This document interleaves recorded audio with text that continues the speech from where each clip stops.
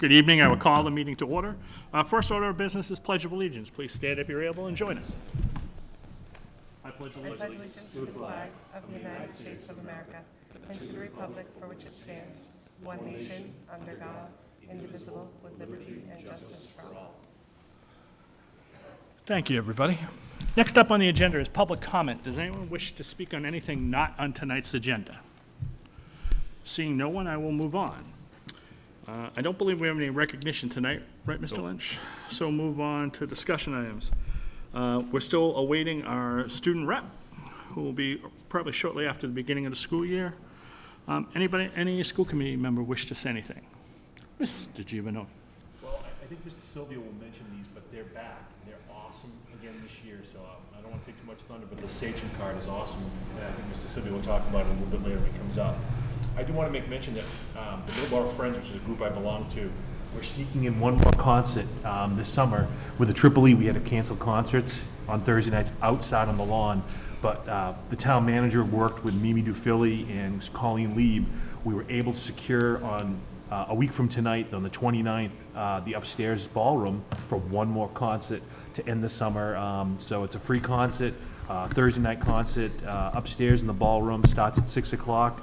So come on down to the Middleborough Town Hall if you'd like to hear some music. It's Dennis and Friends, so it's a free concert. Come on down. Anybody else have anything?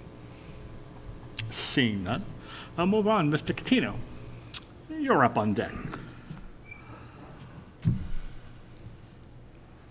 I hope you were enjoying summer, Mr. Catino. So far, so good. All right. Just a few minor glitches. So, yeah, I was out western New York in Letchworth State Park. I don't know if anybody knows Letchworth State Park. It's a beautiful gorge if you ever have a chance to go out there. Lots of nice scenery. Spent a week out there. Just got back from New York City. Went to see the play To Kill a Mockingbird. If you have a chance to go see that, it's outstanding. So did that. Had a meeting today with my oncologist. Starting a new regimen probably in 2 weeks. Might be on a clinical trial for some new stuff. I have 3 spots growing back in my right lung, but they're treating it like it's an initial diagnosis to some degree because it went away and it's coming back. So some of the first round stuff is still in play, whereas normally they'd be moving me on to harsher stuff. So still in a pretty good place. So that starts pretty soon. And been a pretty good summer though, other than that. All in all, can't complain. Thank you very much, Mr. Catino. We wish you well as you start whatever trial it is. Mr. Jerry? Yes. Teachers ready? I can't speak for all the other teachers. I still have stuff to print up for next week. I was printing stuff this morning so that I could hand it out, but we have to do the contract ratification, printing that up. I have all my own stuff to print up, and so it's like Exciting time of the year. a lot of stuff. Yeah, now I know. I know why Brian doesn't want to print out all that stuff. It's way too much paper. Oh my God. I think I'm gonna have done about 7 or 8 reams worth. So. Through you, Mr. Chair. I think there was a reference to our mailing that we do, a big mailing packet that we do every year to faculty and staff, and this year we did electronically. So it saved a lot of postage. I'm all for saving the trees. And a lot of paper. So it was a separation from the norm, but so far it's been well received. Awesome. I have had some teachers ask if they're still going to get the printout of their salaries and stuff, because that obviously wouldn't go out in a mass. That wouldn't go out in a mass email, obviously, because we wouldn't be telling everybody. So some people had asked. Those will be separate, Mr. Catino. I told them that they would probably get that separately. Yep. So, all right. Thank you. Thank you, Frank. We appreciate it. Yep. Next up on the agenda is the superintendent's report. Mr. Lynch. Thank you, Mr. Chair, members of the committee. First up tonight is Mr. Paul Brannigan. He's going to talk about the Start Strong update. We had Tori Warner scheduled this evening, who's a student that was the chief organizer, but she took a couple too many days off from work this week, correct, Mr. Brannigan? Right. And so we have a substitute who did just as much work. Mr. Brannigan. Right. So first, thank you for allowing us to come and share with you a little bit about the last few days at the high school. Tuesday and Wednesday, we brought in the class of 2023 for the Start Strong program. And out of a class of 216 that are arriving to us on September 3rd, we had 172 freshmen who were in attendance for the 2 days, which was outstanding. It is a fully comprehensive 2-day program that is completely run by students, from the curriculum to the activities to the programming, from the vision of what they want it to be. It's written and directed by students. So my role is nothing more than simply to navigate and to maybe help them enhance their activities, but ultimately they put together their program, which I think is outstanding in itself. The TV production students and some of the OLs had put together a little video of really just some quick highlights of what the program was. And then I want to turn it over to really the person who you want to hear from to really get the student perspective of what happened over those 2 days. But I just want to say publicly just a deep thank you to all of you and to the school district for really allowing this program to happen. We are unlike, I think, many other schools that actually are able to do such a comprehensive orientation and transition program to high school, and it wouldn't be possible if it wasn't for the support of all of you to make that happen. So thank you very much. And through you, Mr. Chair, Mr. Brannigan had to work extra hard this year because of the logistics at the current high school. We did have the orientation at the high school. We felt it was important to have it at the high school, but there were certain logistics that had to be navigated with the construction project, and he and his crew did it very well. So, Right. So if I can figure out how to do this, do you know?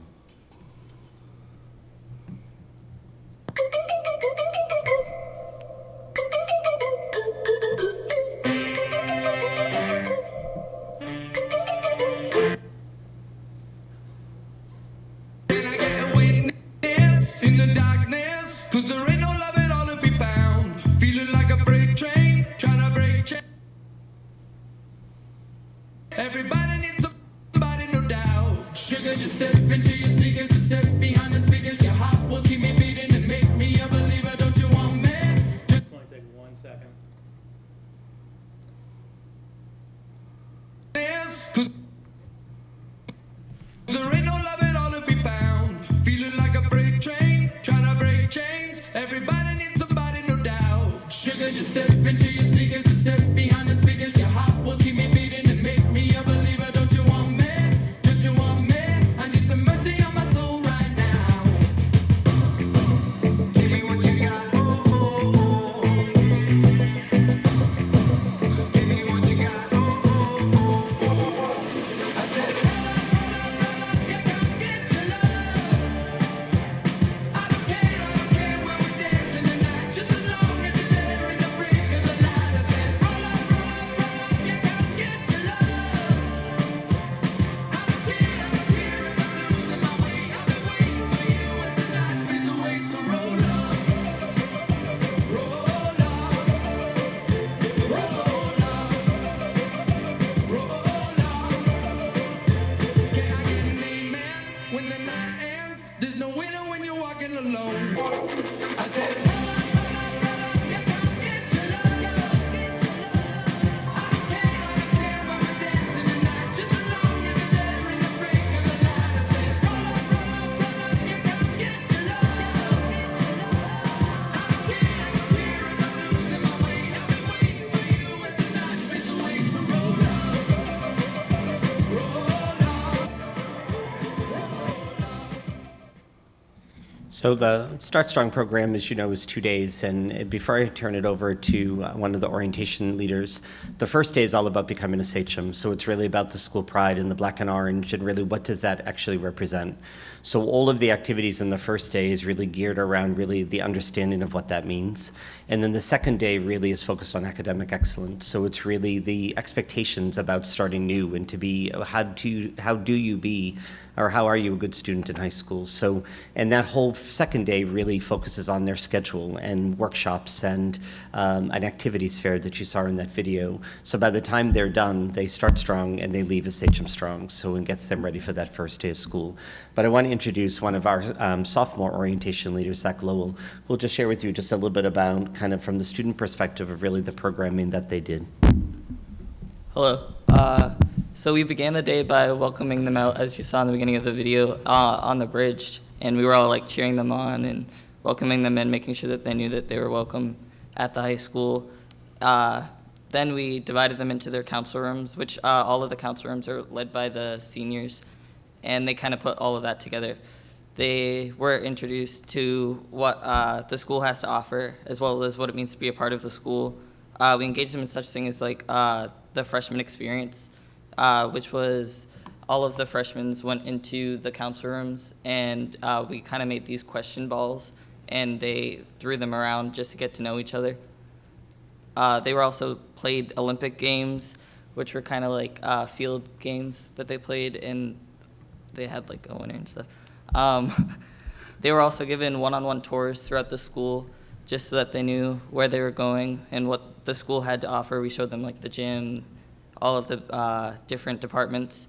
There was a special outing, which was roller skating, so that was just kind of a break in the day, just so that everybody knew like they could have fun. And it really just gave them an opportunity to bond and have really a lot of fun with the upperclassmen. The second day was all about academic success, and we passed out their schedules and gave them the expectations of what it is to be a student at MHS. They were all taken to an activity fair where they could sign up for sports and different clubs. And then by the end of the 2 days, all of the freshmen were ready to start the new school year, and they were all comfortable from other grades. So, thank you. Questions that you may have? I'm just wondering what the transition was like for you, because last year you began as a freshman, and maybe what you saw last year that you either wanted to tweak or maybe change a little now as a sophomore to make it better. I actually didn't attend Start Oh, okay. Strong last year, but because I was on vacation. But being in it this year really made me want to like wish I had attended it last year. Or I could have attended it last year, but I had a lot of fun like helping out this year. That's great. So That's great. Is it something that you want to continue with junior yes, and senior? definitely. Yeah. Fantastic. Other questions? Greg? Through you, Mr. Chair. I saw lots of parents posting about it and talking about how wonderful it was for their students. It's awesome you guys do it. How much prep and planning did you get to go through as a student planning all this? Well, it all started at last year where we chose an event coordinator, which was actually Tori Warner, the person who was supposed to speak today, and she kind of put all of it together, and then we all had different meetings and stuff that we went to prepare for it. Okay. So how many days do you think you spent doing it? We had 2 different meetings that we could, or training, we call them like training sessions that we could go to. And then we also had the day before that we all set up, and we were all kind of given what we needed to do. Yeah. And then, yeah, the actual day we had 2 hours before it started to kind of decorate, and then we were given the meeting. Awesome. And because the one thing, through you, Mr. Chair, that really impressed me is if you look at the giant picture of all the orientation leaders, it's over 123-ish about, which is a huge chunk of the school. You know, if you consider the freshmen are part of that. And they come out to support you guys coming in. So that's really awesome that you all come out to welcome just as many freshmen coming in as you are there welcoming them. So Yeah. good job. And it's just important to note that the orientation leaders have to apply. So right after the holidays, the applications go out for students who want to be an orientation leader. And it is their essays they have to write, and they really have to develop why it is that they want to be a part of the program. The student coordinator, as Zach said, is chosen in the midwinter. And then her job, and Tori's job this year, is she takes all the evaluations from the prior year and has to do a full analysis of them to begin the vision for this summer. So when these kids come together in June for their first meeting, it becomes a big brainstorming meeting about what it is that they want to see in the program. So like in Zach's point of the freshman experience, the sophomores really believed that they were really so close to just finishing that experience that they really felt it was an important element of the program that they developed something to really share what that first year experience was like. So then those 2 meetings in August, they come in, and the first meeting in August is really that navigating who's doing what. They all leave and they have to put together the drafts of their programming. They come back the following week, and that's where everything's finalized. And then they come back the day before with all the materials and everything that we need to do to get ready for Tuesday. So I would like to add too, that we as a committee, Brian and I first met Tori about 4 years ago, because Tori was the Project 351 leader for the 8th grade when she was in 8th grade. And I would tell any member of this committee, with all due respect to all the other students at the high school, you will find no greater go-getter at the high school this year than Tori Warner. And, you know, she's a ball of fire and is just fantastic at everything she does. So sad that she can't be here to revel in her, in what she was able to do. But I do want to point out she's a fantastic young lady, and we are very proud of her. Meg, did you? Thank you, Mr. Chair. So similar to Mr. Rowe, I saw a couple of videos on Facebook of parents dropping kids off, and you could just tell how excited the kids being dropped off were, but then also the orientation leaders. And so that just goes to your leadership as well as Tori. So thank you very much for the hard work that you did, because clearly it paid off. Mr. Oak? Yes. I had a different question, but you answered it. But I heard that you had to write an essay to be considered for the program. I just wondered if you could talk about, you don't have to remember exactly, but what it was that you wanted to get out of it or add to it that you might have put in your essay. So what I kind of took away from this program and what I went in that I wanted to take away from the program was that I just wanted to know like what it feels like to just make other people feel empowered, about how empowered I was when I first started the school, when I got involved in student council, and I just wanted to let them know that like it's really like you are welcome here. So that's what really made me push to go to do that. That's great. And Mr. Chair, you could really tell that those are genuine smiles on there, not just smiles for the camera, so it seems like you did a good job, so thank you. I do want to add one other thing too, that from a conversation with my son, any interview he had at college, he was sort of amazed at, if you think about it, what you put on the college application about what you do, the one question that came up over and over again was what was Start Strong? Because, as you said, Paul, most schools don't have anything like that, and so you can see student council, you can see the things that most kids are involved with like any other school. But when they see something different, they're going to ask about it and question him, and they spent a lot of time because they really viewed it in a lot of ways as a college thing, because that's what most colleges do, and they don't see high schools do that for freshmen who walk in the door. So very proud of what we do here. Other questions? Please. 172 out of 216, like Zach said, he was on vacation. There was, I'm sure, a lot of people on vacation. I just can't wait to see the day it's 216 out of 216, because it's an incredible program where my daughter went through it, and the comfort level of coming home and saying, I know where my classroom is going to be, before she even had the schedule, because when the tour and they talked about the horseshoe and where to find things and where things are located, that is the anxiety that every student, I remember having it going off to high school my first day, not knowing where things were. And that anxiety is not there, which I love, because you kind of quell that anxiety. So this is just an incredible program. How many years has this been going on now? The first year was 2013, so the Amanda Johnson, who graduated in 2014, was the first coordinator, and she was the one that started it. So Amazing. Yep. Well, thank you very much, Tim. Thank you. We appreciate it. Thank you. Thank you, Mr. Brannigan. Thank you, Zach. Thank you. Appreciate it.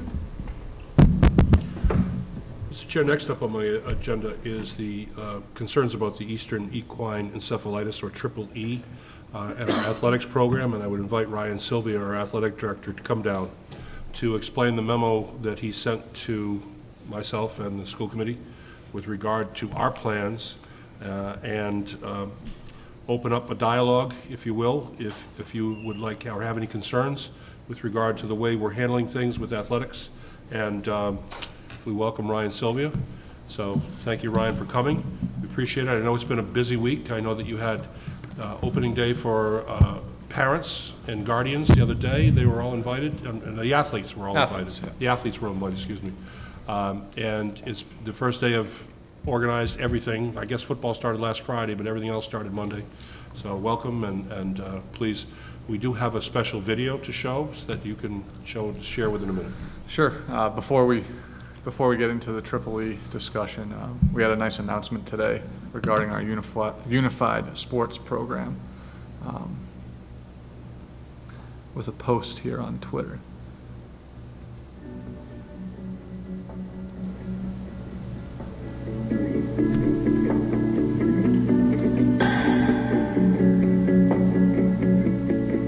I don't think we have any sound here. Andover, Canton, Grafton, Middleborough, Martha's Vineyard, Middleborough, Natick, Needham High School, Norton, Oakmont, Seekonk, Shrewsbury, Somerset, Berkeley, Wacona, Walpole, Worcester. Congratulations!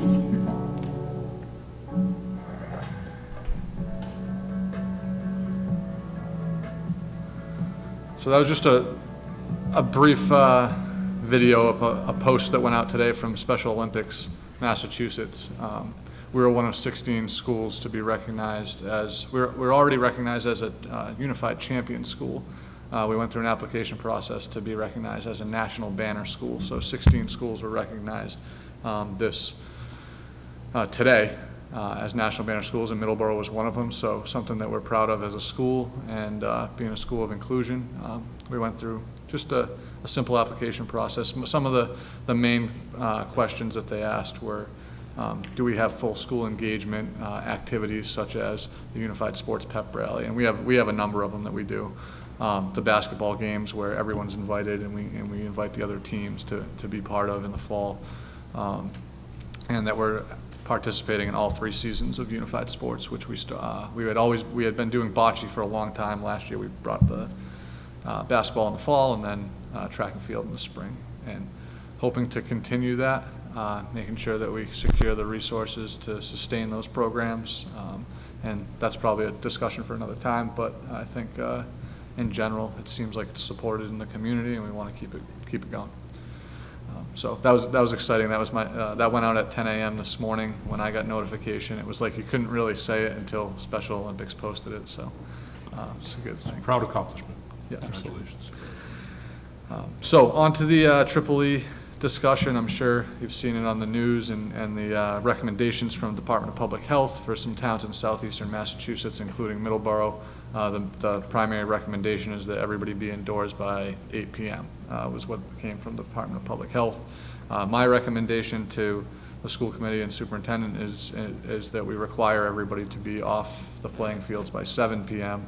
with the intention of being home and indoors by 8 p.m., which is why the football team, you saw them rolling in here a few minutes ago, just up before 7, and they're meeting quickly and then heading out. So a little further with that is we don't want to start any athletic events until, we don't want to start any athletic events after 4 p.m. for the high school and 4:30 for the middle school.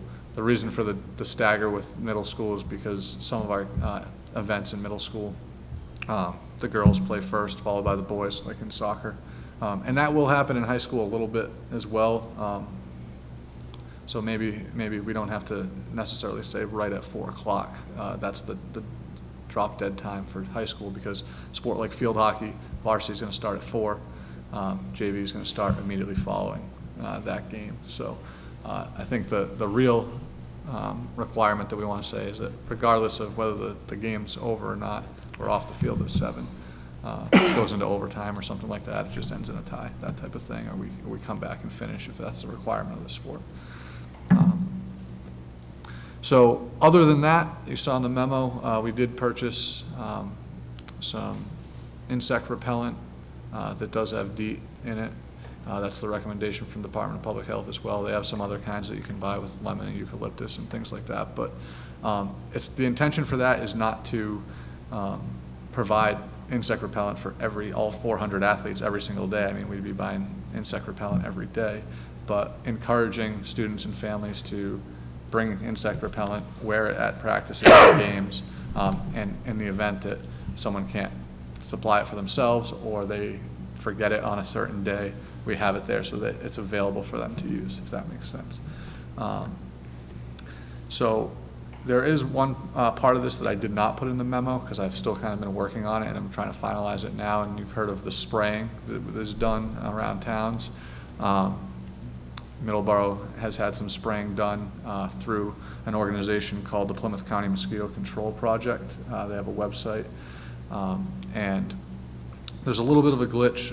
In the past, we've always, besides the Nichols School, a lot of our athletic events have taken place off campus, and that's the same for this year. Or since I've been here, we haven't had the EEE critical threat like we do this year. But there is some paperwork that has to be filed because we're at a school and there are there's state laws requiring you have certain notifications that go out when you're using pesticides. And so we have to kind of file some of that paperwork. I'm working with Mr. Lynch, and if it's something that we want to move forward with. Now, the only location that we would be doing that we have athletes participating right now is the Nichols School. So the spraying that happens it's actually two types of spraying: the ground spraying, which is a truck that goes around and sprays the perimeter about 300 feet width, and that pesticide kills the mosquito. I've done a little research on this. Kills the mosquitoes that are adult mosquitoes, the ones that actually fly and bite you. And then there is the aerial spraying, and I think what I've learned is that the aerial spraying is actually for the standing water areas and the larvae, so it's going to kill the mosquitoes before they actually become full, before they actually hatch. So there's a little bit more, like they would have to come and look at the property before they determine if there's going to be any aerial spraying. But if that's something we want to look into and continue with, then I can do that. One thing, Brian, I know in the past, for example, when I ran soccer, we didn't have to submit the fields because the fields were town-owned, and the Board of Health did it through there. So you might want to talk to them because I knew there was some paperwork involved and everything like that, but a lot of that could be bypassed pretty quickly if the Board of Health was the signee on there. So you might want to just have a conversation with Mr. Bucher. Mr. Chair. Yeah. I would move that we authorize you to sign any paperwork that would allow this to happen if necessary. Yeah, sure. Just in case. I have a motion. Do I have a second? Second. Discussion. Just in case. Yeah, no, I understand. All those in favor? Aye. Ayes, opposed, ayes have it. So anything you need from me, Ryan, I'm around Okay. tomorrow, most of next week. I'll continue to work with the Plymouth County Mosquito Control Organization and see if we can get spraying done as soon as possible. So Ryan, for what we know that's happened in the past is generally the requirements stay in place till the first hard frost. And so needless to say that given the time frame that we normally see, that really doesn't happen until occasionally it happens late October. Most of the times it happens sometimes in November. And so our games will move so that while it's probably difficult for some parents, at least this gives them as much notice as possible. So if they're trying to catch a game or trying to see their kids play, they try to work it out with work or whatever they need to do to know what time those are going to happen. Mr. Chair, my question was, is this for all games or just home games? Because other communities are not in the critical area at this time, some of them maybe? Correct. So we can only really control what happens in our own town and our own facilities. So there are A away game at Norwell would be at 7 o'clock Friday night, maybe? Exactly, unless they determine that they have a threat and they change their game time. I know that in our league anyway, Carver's made a similar adjustment. I spoke to the athletic director at Freetown Lakeville upon quit high school. They've moved their start times back and are getting everybody off the field at a similar time. So I think we're kind of in line with the norms in our area. Go online to the MIA website if you don't have that app and kind of track it, and you'll know what time all the games start. Yeah, exactly. And on our website, there's a link right to it. I haven't moved any of the games yet, just because I wanted to make sure that we're on the same page here with the school committee. And as of right now, the only home games that as of right now, it's just home football games that we have scheduled later than 4, and JV games. So, yeah. Mr. Chair, question for you first. Mr. Sylvia had a question for you as well, but you mentioned, Rich, that the restriction ends at a hard frost. Does that 7 p.m. or rather 8 p.m. from the Department of Public Health, does that have anything to do with sunset? Yeah, it does. And so that shifts So it starts to shift down earlier? as you go. Okay. And so, for example, if you think about it this way, most of the town leagues don't start practices until after the high school's done, mainly because of, getting kids there and parents, they have to do the pickup. So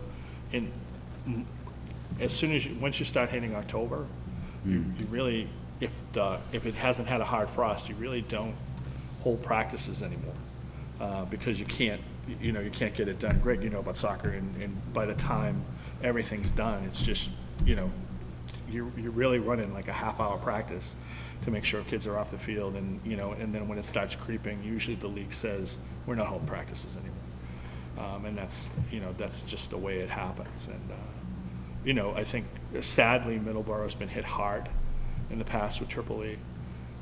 And so it makes it much more difficult. And it, brings up lots of memories to people. And so we appreciate, Ryan, you stepping up immediately and sort of making these changes. And, the sad part is, while most of, it doesn't really affect anybody except generally football games. It does affect, you've tried to run the night games for soccer and lacrosse and everything like that, to try to have kids play at night and everything like that. And sadly, those are the areas that we run into with, hopefully we get the hard frost before. Yeah, if we get the hard frost, I've talked to our soccer coaches specifically too, because they liked having those senior night games late in the season. If we get the hard frost, then that's a possibility that we can still look at, depending on the weather. And I would remind people too, just so you know, the football schedule is sort of an incomplete schedule, right, Ryan? Because it starts off with a few games, and then depending on where you stand in playoff action, then you get more games based on the playoffs and everything like that. So it's a 7-game schedule with Thanksgiving, so 8 total. And then there's 3 weeks between the last game of the regular season and Thanksgiving. Those are your playoff weeks, or postseason weeks. Either you play in a non-playoff bracket for those 3 weeks, or you play in the playoff bracket where you could advance to a sectional championship, state championship. Rich? A question for you, Mr. Sylvia. You mentioned the bug spray that you guys are going to have, but their students are being encouraged to bring their own. I was wondering, is there any sort of procedure where it's like, okay, now it's time to spray ourselves, or is it kind of just up to the kids to do it? It's up to the students to, kind of take the initiative to do that. I think coaches want to encourage it if a coach is using it. Maybe that'll encourage the kids to do it, but I think, there might be some parents or families that don't want to use bug spray or whatever the case may be. I don't know why anyone wouldn't with the critical warning, but it's not something like we don't have a specific procedure where it's like, all right, everybody line up and we're going to spray everybody. It's just kind of like, hey, probably during warm-ups or pre-practice, hey, if you have your bug spray, put it on now, that type of thing. I would certainly hope the coaches would remind them on a daily basis. Yeah. Yeah, I would hope that would happen. Sure, thanks. Other questions?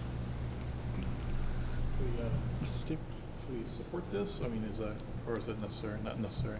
Yeah, I mean, I think it makes sense to I take a vote completely to support this. Right. I'm glad, I actually called Mr. Young to put it on the agenda, and he said, well, it's already on there. So I'm very happy this is on there, and my daughter's in the band that plays the football games, and we're concerned too.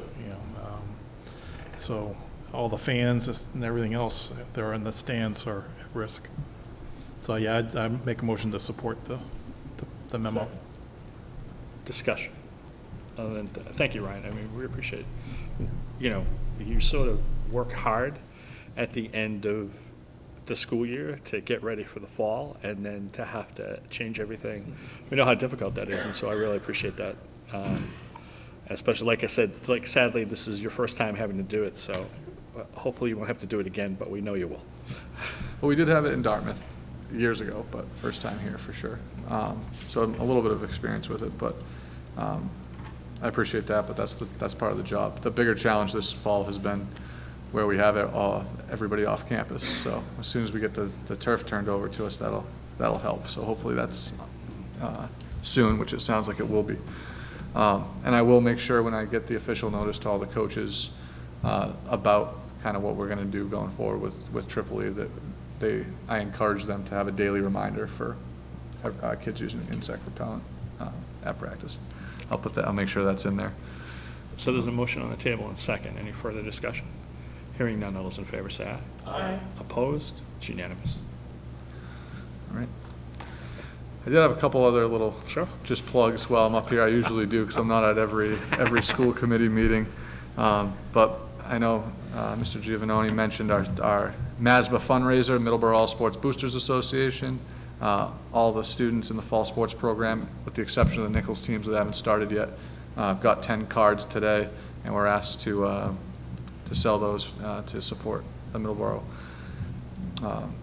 athletic program. And the nicest thing about this card is it's a $20 card, but it gets you into every basketball game and every football game free of charge, which probably hurts us at the gate a little bit, but it gets our attendance up, and it gets some excitement around the programs. And we are able to raise a lot of money through the Booster Club. So, Mr. Chair? Yep. Some of the great items on here, I mean, Coffee Milano, Barrett's, the Fireside. I see the main ingredient on here, Battistini Bakery, a lot of locals, some chains, but yeah, a lot of Lindo's, discounts. Pacini's, yeah, a lot of local businesses. Yeah. Yeah, it's great. I mean, I used it quite a bit last year. I went to all the games, but the Five Guys one's pretty cool too, down in Wayne. Yeah. So I can pretty much tell you where all the places were, because we used them. Yeah. I got more than $20 worth out of mine last year. Yeah. Well, I mean, depending on what your child does, basketball alone is 10 home games. So that's $50 to get into a basketball game. Yeah. And so, it saves you money in the long run. And so, it's well worth buying more than one, especially if you and your wife go, or if you have a grandparent that goes, just to have a couple around the house, so that anytime somebody stops over and wants to go to a game or go to a football game or whatever, they can. And then, as you said, plus there's the extra benefit of, dining out and dinner and stuff like that. So it's a great deal. Yep. And they did really, really well last year, am I correct? So, They did. This fundraiser brought in a little over $25,000, and we're hoping to go a little bit further than that this year. If the students sell a minimum of 10 cards at checkpoint, they get a pair of Middleborough Sachem slide sandals with the logo on them. So that's the prize. They're excited. The kids were pretty excited about that. That's the prize this year. And we had 401 athletes registered for the fall. We've got them at Purchase Street Fields, over at Pierce Playground, field hockey, a lot of teams over here at Nichols, and then the volleyball teams in the gym. So a lot of busing going on early in the season. And Mr. Chair, we certainly appreciate the folks at the Park Department for being very patient with us and scheduling Fran Cass, the superintendent, and working with Ryan to schedule all those games. We're going to be using Battis Field, obviously, for football, for games, and we're using the outfield of the baseball field for field hockey. So there's a lot going on down the park. We're using the Field of Dreams for soccer, and we do certainly appreciate the Middleborough Park Department and their cooperation in this effort. We couldn't do it without them. Absolutely, and they've been very cooperative, so that's been great. Real quick, recap on the summer program. 205 participants last year. This year we had 292. wow. So it's grown quite a bit in just the second year, and I think as we see the facility complete, we'll see that those numbers go up. So a lot of programs going on, a lot of action in the summer. So that's a positive. And then the school store is only open until August 30th, online store, and all of the link to the online store for the high school is on the athletics website. So just the Middleborough Public Schools website /athletics, and you can go to the school store, order some Sachem gear, and it'll be delivered to the high school for pickup sometime in late September. Awesome. That's all I have, unless there's any other questions.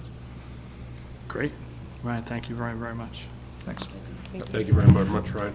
Appreciate you coming down, or coming over. Next on my agenda, Mr. Chair, is a couple items that Sarah Hickey, Director of Business and Finance, will handle. First is a technology audit, the second is Transportation Administration. for the technology audit. As you know, the Budget Subcommittee are very concerned with the costs associated with our technology program and the money we're spending and the effectiveness of it. And we're trying to get a better handle on that, and Sarah will tell you about that. Thank you. So as you as a school committee know, that we've made a budgetary commitment to technology in this district, and I'd like you to think about the technology in two different ways. We have the technology that is the nuts and the bolts of running the district, the student information system, the computers that we use to email, that type of technology, and then there's the instructional technology. So think about technology in those two different ways as I talk about this. So as Superintendent Lynch said, the Budget Subcommittee had requested that we look to have a technology audit done with an independent agency, and I did research into various agencies that did this type of thing. The company that I'm recommending we use, they do 2 phases of an audit. Phase 1 of the audit, they would come in and look at the nuts and bolts of the district and the instructional technology, all of that, the hardware and the networking and all of that. And that's what you have, the packet that was in the Dropbox is the description of that. Phase 2, which is not what I'm recommending to do right now, is an audit of the instructional implementation and the integration of technology into the curriculum. It doesn't make sense to do Phase 2 until we know that we're set up with Phase 1 to do what we need to do. So I thought it would be best to do Phase 1, make sure everything's in place and is being used appropriately, and that we have what we need to have in order to do the Phase 2 work. So for this technology audit, what I want, and I know several of you are teachers, for the people that aren't teachers or the people that are watching that aren't teachers, I want you to think about technology in the good old days. I refer to them. When I was a kid, we had film strips, and I don't know if any of you remember film strips from school. We have technology now that does the equivalent of a very expensive film strip. So the equivalent of a film strip is now a PowerPoint. And so what we're looking for as a district is to use technology in a different way than 1980, where you advanced the slides of the film strip. So we're looking to reimagine the way instruction is done for students to collaborate, and that's a pretty high standard that we're looking for. So we need to make sure that we have everything in place to do what we need to do. So if you had a chance to look through this document, are there any questions about this? Chair? Please. One of the, I don't know if it's a question as much as my concern. My concern is, and it's been, I think Massachusetts Division of Local Services has put out bulletins on this too, is the hacking and the taking over and then the stealing and locking of information. And that was one of my things that I always look at is to, when they look at security, that they're going to look at that, because we don't want someone to come in, take our data, lock it away, and ask for 170,000 Bitcoin, because that's what's been happening across the country. And I think 28 communities just had it happen in Florida. I just saw another one. It was literally 28 of them all at once. So I'm glad that we're doing this, and in there I did see some security pieces. I hopefully that when you start looking at the network and making sure we're not circumventing through proxy servers, because that's how they kind of do it. They get around all our firewalls and all that. So I'm kind of excited that we're get on this as quickly as possible, so that we get them the information, they can do it, they can start looking at it, and if they find any holes, plug the holes as quickly as possible. So, and it's $4,800, $4,800, which is very reasonable for the work that I see that they're completing. Because I thought it was actually going to be more than that when I was reading it. Mr. Oak. Sarah, I wondered, what is the kind of total dollar amount that we have, if you can just vaguely estimate it's already tied up in existing technology, whether that's nuts and bolts or, education delivery technology?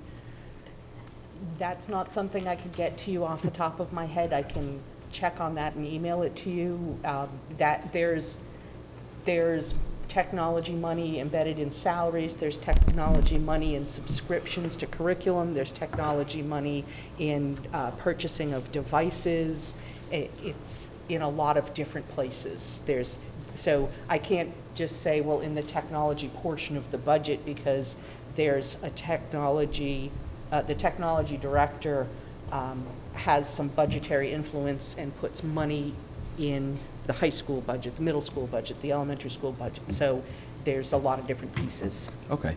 I was, Mr. Chair, through you, I was saying it only because I remember from budget time, it was a decent amount. Yes. And so 4,800 actually seems very reasonable to perform a complete analysis of everything.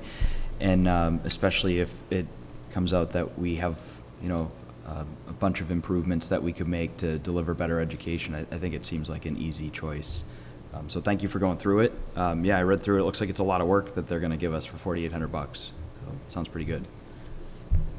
I think it's also a good time to start when we're about to put new technology in the high school. So it makes a lot of sense to have this done prior to that, even though this thing's plotted and planned for the high school. That doesn't come until after, as things are finished and you start moving in. So there's time to change and make some adjustments if we need to. So it's there for that, too. Mr. Chair, through the building project at the high school, there has been a peripheral assessment of hardware that we have, and ASI3, that the consultant is working with us to say, this is what you need going forward. We do have a one-on-one initiative, as you folks know, and that will be the second sort of phase, is how are we integrating that on a daily basis? And is it effective integration? So that's a big next step. Mr. Chair? I believe we did something smaller than this back in 2012, 13, when I first got elected way back then. And it was more peripheral looking at, and that's when we ended up with a technology director. We brought that person in at that time. We found that we needed it, and at that point we hadn't grown to where some 1,700 students have one-to-one today in our district, much less every other device that our educators have in our other schools, because we're 6 through 12 with one-to-one, plus our teachers. So 500 employees, et cetera, it adds up very quickly just for that, not including networking and servers. Right. And staffing. Mr. Chair? Great. What's the time frame for this to happen? I am looking to have this done in around October or so, and have the report back to us as a school committee in December. So if there are decisions to be made for the budget for next year, we'll have adequate time to make decisions. Sounds great. Thank you. Thank you, Brad. Need a motion to approve? Or do you have the money already in the budget? We have the money in the budget. Money's in the budget. Do we not? Mr. Oak. Mr. Chair, Sarah, I just wanted to ask, this direct computer company, were there others that bid for this type of work, or? It didn't go out to bid because it's not over the 10,000 cutoff. So between 10,000 and 50,000, I would have to get 3 quotes, and above 50,000, it goes out for bid. So this just goes with the faith in me doing the due diligence of the research and finding an independent contractor. And how I found this company was by sending out an email to the listserv I belong to of all the school business officials in southeastern Mass and the South Coast, and saying, okay, this is what I'm looking to do. What do you recommend? And several people came back to me and said, we did this with this company. Excellent. All right. Thank you. So this wasn't just I found them in the phone book. Okay, So. thanks. The second thing I'm going to talk about tonight is Transportation Administration. When we met last, I spoke to you about restructuring of the Transportation Department. We have posted those positions that we spoke about last time. We have gone through we received applications for the supervisor of transportation, and one of the applicants had experience in the school setting. We received 4 applications. 3 of them had worked in transportation, but there's a difference between trucking goods and transporting children. So the candidate that had experience in a school setting interviewed very well. References were excellent, and we're in the process of contract negotiations. And I'm hoping for this candidate to start as soon as possible, because I have been the point person for transportation for the past week and a half, and it's quite a bit of work on top of the work that I already do. So. Any questions about that process?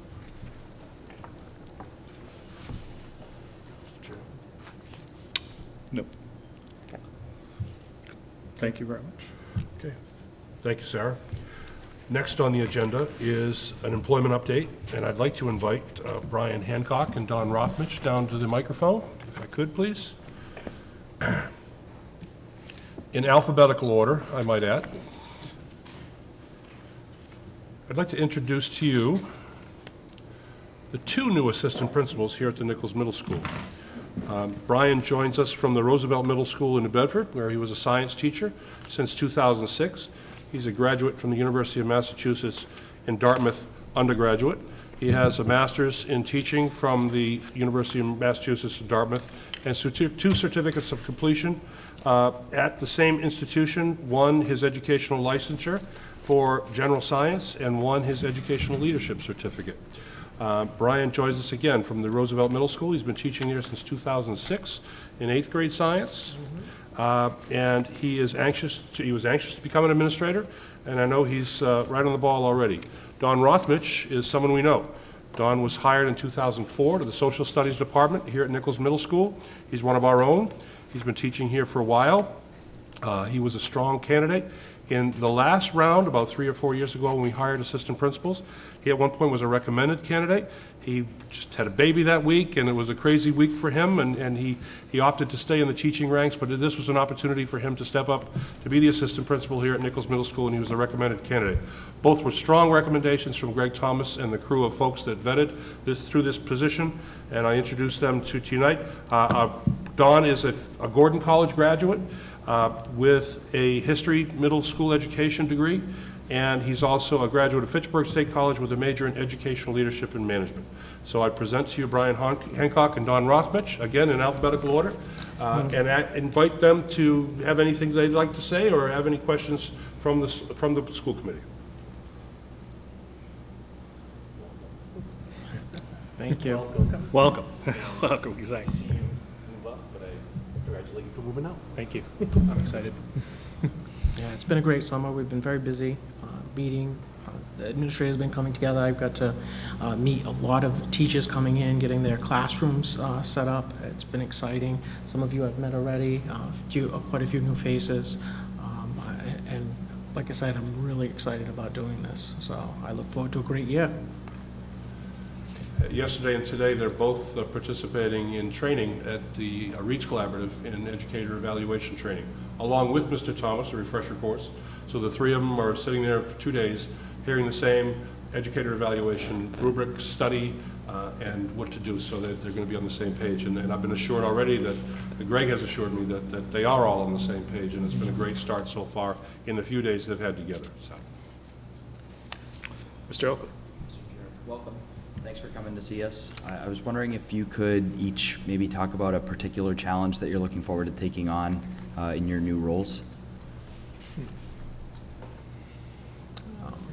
First, one of the concerns that were brought up was a lot of the discipline in the building. There was a significant number of office referrals.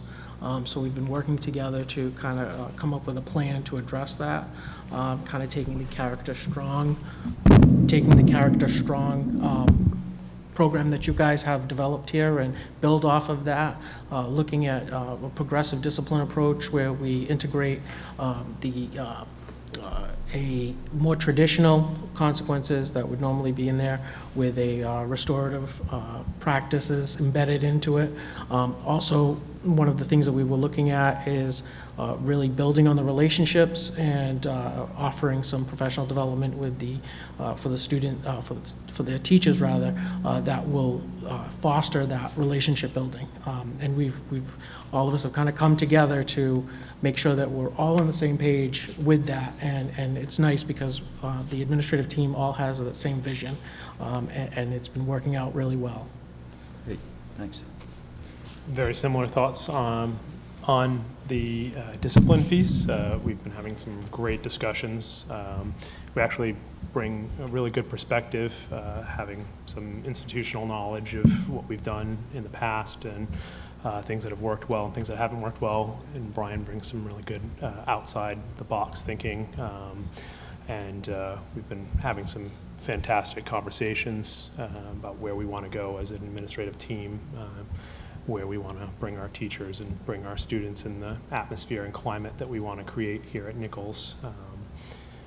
It's been very productive conversation. Yeah, it's really important for us. We've been really focused on not just drawing attention to the discipline issue, but also celebrating some of the achievements that the students do, and build that also in. So, kind of a PBIS integration of a celebration of the positive events that occur and that are already established in this building that we've talked about, and then just building on that more further. Now, with experience from inside, experience from outside, like you said, the outside of the box, but I see a yin and yang, right? I love the idea of that. How to bring this entire building together, administrators, the staff and everyone, which then trickles down to all the students. I think that you guys might be able to really work that together, especially from the inside view. You've been here long enough to see 3 major transitions at this point from 2000, maybe even more. It's been a lot. Yeah. So I'm excited when I heard that you were going to take this. I said, this is what we really, that with Greg and you guys, it's just great, all of you together. I'm really excited. I don't have a child here anymore, but I'm excited to see what that change is going to be here at the middle school. I'm really excited. Thank you.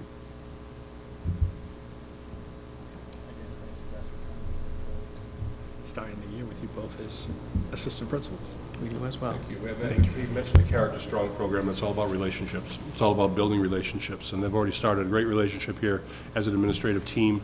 That's important to start, and then pass that down to the faculty and work with the faculty on the relationships with the faculty, and then their relationships with students, because all of that is so important in the building.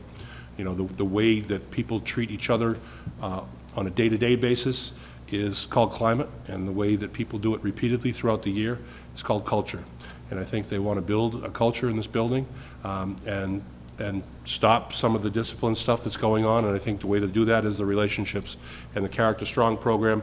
And these 2 gentlemen, I think, will go a long way in improving that here at the Nichols Middle School. Thank you, gentlemen. Appreciate you coming out. Thank you.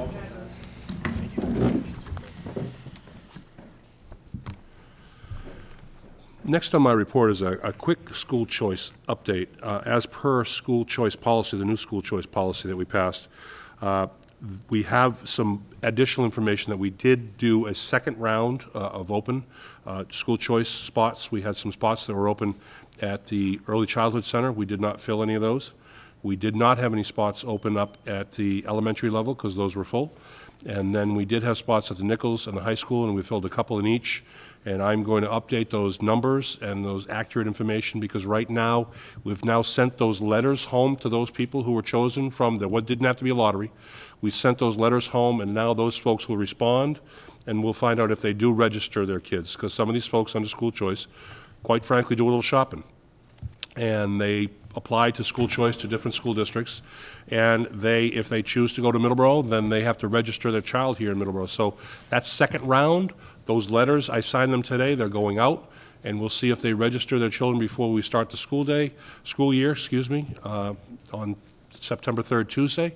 And if that's the case, then they become registered school choice students, and then I can give you an official update. I would tell you that the swing was about, I think at one point we had about 60-plus students out, and right now it looks like we are just about maybe 20 out and 45 in. So we've really turned that around in terms of the money the town was losing to the money the town is gaining. And that money does help our budget out significantly.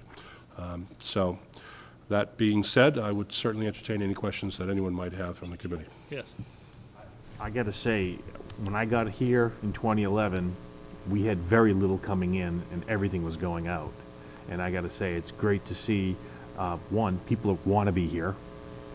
And as Rich always says, those are the parents that, when they really want to be here, they're here. They're part of the culture and the climate of our district. But also, I think that we see it as I think of the high school and just what goes on at the high school that people talk about, and I'm not just saying it's you, Paul, but it is you. But it's everyone up there at the high school, and and as we trickle it down with the new programs here in the middle school with the Character Strong, it's a testament, and I'm glad that we are opening it up and we're inviting people to be part of our community, because I think inviting people from outside our community to be part of it is just the right thing to do. Aside from the money, it's just the right thing to do. Thank you. Any other questions about school choice? Hearing none. Oh, Mr. Oakley, do you have a question? I was a little too slow right after the Triple E discussion to throw in a non-athletic but still Triple E related question, and I'm wondering if there's Certainly. an opportunity to do that. Certainly. Yeah? Is it okay right now? Absolutely. Okay. So I think I was really encouraged to hear Mr. Sylvia talk about the DPH guidelines and what they've passed down. I saw some parents floating some comments around on Facebook, and I think I've now since kind of learned that DPH says 8 p.m. is the time when you need to get inside, and some parents were saying were worried about things like recess and all of that, and I think I personally, hearing that DPH says 8 p.m., I feel pretty comfortable with midday activities. So I just wanted to bring it up and see if you guys had heard that and what the response might be. Well, just to be clear, I mean, DPS sets guidelines for us, which we follow. Right. And as a town entity, we follow whatever they tell us. But I also would add, and Mr. Lynch, you can correct me if I'm wrong, sure.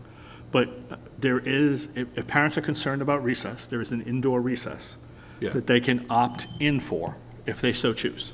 Absolutely. Yeah, absolutely. Got it. Yeah, but we also, recess and physical activity is important. Absolutely. We think it's important that the Department of Public Health is talking about dusk till dawn is the critical part. But then again, there are mosquitoes prevalent during the day. So we would ask certainly parents to take precautions to spray their young people with insecticide, DEET. And if they're concerned, if they're vitally concerned, they are certainly welcome to basically request that the school keep their child in for recess. Thank you. That answer your question, Rich? Great. Anything else on school choice before we move on? Mr. Stevens. For Mr. Lynch, on the school choice, when we first started the decision to go forward with that, there were some concerns about any negative impacts on either class size, or have you seen anything that would cause you concern at this point? Well, through you, Mr. Chair, Please. what we've done is try to make sure from principals that we're not overloading the schools, that we're not putting too many numbers in there, that we're not, and it will become a concern in Middleborough High School as we move forward. Because, as you know, and I'll give you a little bit of the history, the MSBA said when you build a new high school, you can build it for 680 students. And we said, that's far too few. We have 70 square miles. We have a lot of buildable lots still in the town. And we predict in the future that we're going to go up and our enrollment's going to increase. Their response was, we have 10 formulas that figure this out. And this is all the average of the 10 formulas that this is what you have. So then we provided them with some hard data about housing starts and about apartments that were being built. And this was 2015. And we received a number back saying, okay, we'll give you 715 and then a 15% over that build-out, which basically says you can build a 160,000 square foot building for just about 800 students. We're over 800 this year starting. And that's over what we had last year. And our prediction is that's going to increase. We had, in the past, 75 to 85 students that went to BP. This year, I think the number was 35. Wow. So those numbers, those students are choosing to go to Middleborough and choosing to go to Middleborough High School for a number of reasons. And so we've got to take a close look at that. The MSBA requires that we have buildable space out from the current building if we need to build out in that building. And that's part of the process. So they say you have to do that, but then they say we're not going to build you a building too big. Right. There are schools in the area, like Somerset Berkeley, that are now busting at the seams because they built it too small. I want to caution the community that if in 5 and 10 years that we have to go back to the town to ask for additional funds, it was no fault of the building committee, because the building committee went hard at the MSBA. We had a separate meeting with the MSBA, with the attorneys at the MSBA. If you can recall, in July 2015, mid-July, we went to them and sat down, requested it specifically. I know that in the town of Middleborough, a building lot right now is competitive, is $250,000, according to the building inspector the other day. We have 130 to 140 houses right now, single-family homes being built in the town of Middleborough. So I can only tell you that we anticipate increase, as I had given you the increases back in April, of the steady increase that we are seeing in our population. Now, the formula may be right. In 10 years, we may be down to 700 or around 700. We can't predict that. They feel they're the experts at predicting that. We can only look at some of the roads like Miller Street and Marion and these streets where it was wilderness 5 years ago, and now there's a home at every lot along the street. So, and you drive the same streets I do. There's construction going on everywhere. And it's a town that people are moving into as opposed to moving out of, and I think that certainly will affect enrollment down the road. So that's sort of where we stand with that. I think the biggest thing, to go back to the conversation about how the building committee, we are only the second town in the history of the school building authority to have gotten an increase. Yes. And so this is, this is not something they do, but we really worked hard and pushed and pushed and pushed and sat there with, we went through every single building project that we, at that time, knew was on the books or people had just talked to us about. The building inspector is a part of our building committee, and he went through anything that he could think of. And to be honest with you, most of those are built, but from when we had that discussion. And now we're on more, building happen. And so we'll continue to do that. Mr. Rowe. Through you, Mr. Chair. Correct me if I'm wrong, but don't they take the current enrollment in the high school? They do not take into account kids who leave for school choice or kids that go to BP or kids that are homeschooled or anything else. That's correct. So that I find, just through my experiences, having gone through a building project, watching what's happened in neighboring communities when they build. Rockland, where I work, we built in 2012, we just ripped out our third computer lab and made it a classroom because we keep growing. And it's because these kids come back. And that's the one thing that, as much as they say they have 10 formulas, they don't take into account, apparently, the kids in the town that could already go. The homeschooled kids, the kids that go to the VOTEX and things like that. So when all those kids come back, and then you have a natural growth of a town, it's tight. And I'm very glad that the committee pushed so hard, even to get that little bit of wiggle room, because it will help, even if it isn't enough. And I think you're right, and that's a testament, again, it's a testament to Paul. I mean, when my son started school, we had, and we still do, we have a very good, very robust homeschooling community. But as Paul will tell you, a lot of those people who weren't going to send their children to the high school, we really worked hard to reach out to them, to have conversations with them about, hey, listen, try having this course with them. And so in a lot of ways, some of them went to start with the language, or to start with physics, or to start with calculus, because it was easier to get it taught here than at home. Or in some cases, they came for athletics. They came to be part of the teams, which they're allowed to do. And then a lot of those people are staying and are members, full members of the high school, and are no longer homeschooled, which is incredible. And through you, Mr. Chair, to follow up, those were numbers that were not included Correct. by the state's formula. Absolutely. And so, yeah. Because the feeling was, what happens in most communities is homeschool kids stay homeschool kids. They might show up for 1 or 2 classes, but they generally, if you're a homeschool kid from kindergarten through 8th grade, it's unusual for kids to come to a high school. But that's what we're seeing. We're seeing those kids who are, homeschooled from kindergarten through 8th grade coming to our high school, which is an amazing occurrence that doesn't happen in lots of communities, which is great for us. You can be proud of that. Absolutely. Oh, absolutely. Mr. Chair, one of the things I found is, in my last career as an engineer, in my current engineer position, we utilized what was the Old Colony Planning Council, OCPC, which is like kind of like a SERP and all that for a lot of communities. And what I found is a lot of those estimates and the miser estimates up in Boston were wrong by a lot. And one of the problems that we have is, if you look at the historic data but don't go back far enough, what they looked at was we hit our peak in 2007, I think it was 2007 or 2008, we hit our peak, and then we hit this wall where we started dropping again. But what they didn't really look at, if they had gone back, you would have seen a sinusoidal wave, but going upwards, trending upwards, but it would go up and down, which that happens in age population, because then all of a sudden you'll have people move out of town and younger people move in with younger kids again. So that's what happens, but that population growth and then the student growth. So we were on that back side, and all their lines were trending down, and I said to myself, oh gosh, you got to look further back, because we're going to hit this bottom. And we hit this bottom 2015, we're hitting the bottom. 2016, we were starting to come back up, because our bottom number was 27. Our top number was almost 3,800. And they were taking the 38 and aiming down. Well, now we're aiming back up. We're over 3,000 at this point. And how 2 years could change things. But we're still monitoring it with the school choice and everything. We're monitoring. We own the children, but we're monitoring. I also think that if you look at the data is really reliant on the birth rates in towns.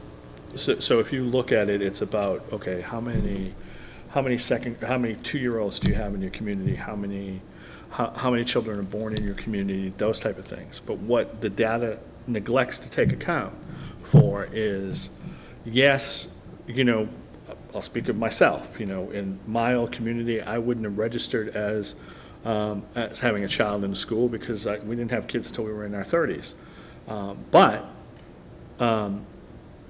that doesn't account for, so that accounts for what's there. What it doesn't account for is now 200 apartments open up in a 3-year span, and they get filled. I mean, the biggest thing around town is, I think we all sit there as members of the community and go, how can we have so many apartments in town? But the thing is, they fill up. And that's the piece that I'm always amazed at, is, like I see and go, well, how many people are they actually going to, between the shoe shop place and right around the corner from the complex, how many people are actually going to be there? And then you see, well, we don't have any openings. We're all sold out. And that's the amazing piece to me, is people, we are on a train route. You have the ability to go into town and then Quincy or other places to work. This is a great place to work, to stay if you want to work in Providence. And so this gives you a lot of opportunities. But again, I think it accounts for a certain type of dynamic it doesn't take into account when you drop a whole lot of housing or apartment building in a community. So, all right. You all set, sir? I am set, thank you. We will move on to MSBA. Now, we had a meeting today. Yeah, every Thursday, there's an owners and construction meeting. I attended today, myself and Mr. Brannigan. Mr. Hutch is on a well-deserved vacation.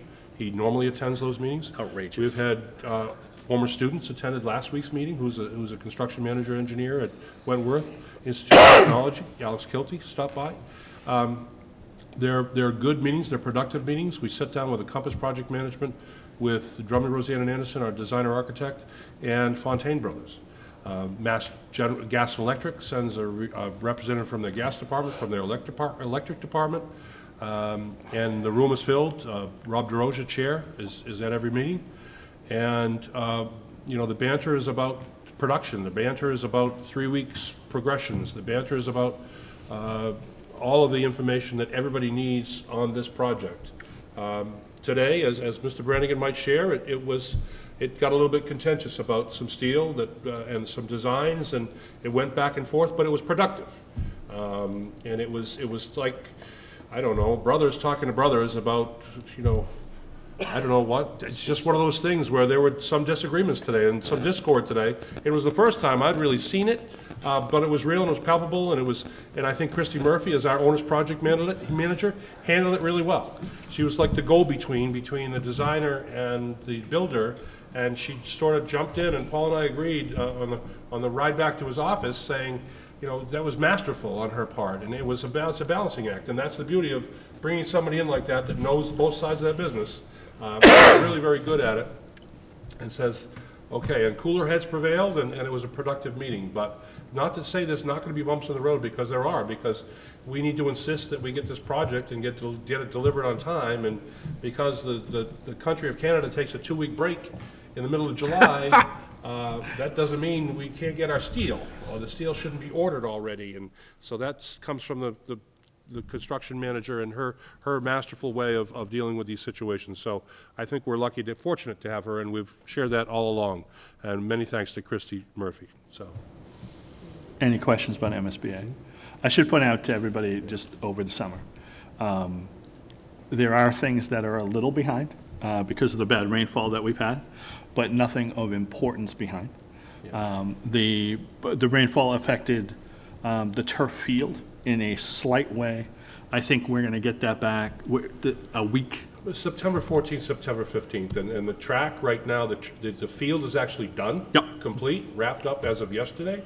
The field now, as of tomorrow, will have cured. The 2 coats of asphalt will have cured 3 weeks, and then the track will be sprayed the following week, and then it will be lined during that week after the rubber dries on that cured asphalt. It's applied to the cured asphalt, but it's still a construction site. Yep. And it will be a construction site. It will be used for high school practices after school, perhaps, and it will also be used possibly for phys ed if they allow us to do that, if they're working away from the job.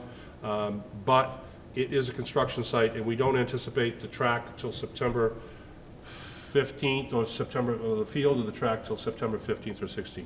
Then there's a rug that goes over it, and we walk over the track. We've got to be very careful. So we will be doing that. We also recently had a kickoff of the FF&E sort of group. Sarah was involved in that. Mr. Brannigan was involved in that. And that's all about furnishings, finishes, and equipment. So that's everything that's inside the classrooms. It's how it's been described, everything that's inside the walls. It's the wood on the stage, it's the carpet on the floor, it's the tile, it's the desks, it's the curtains, it's everything about the building.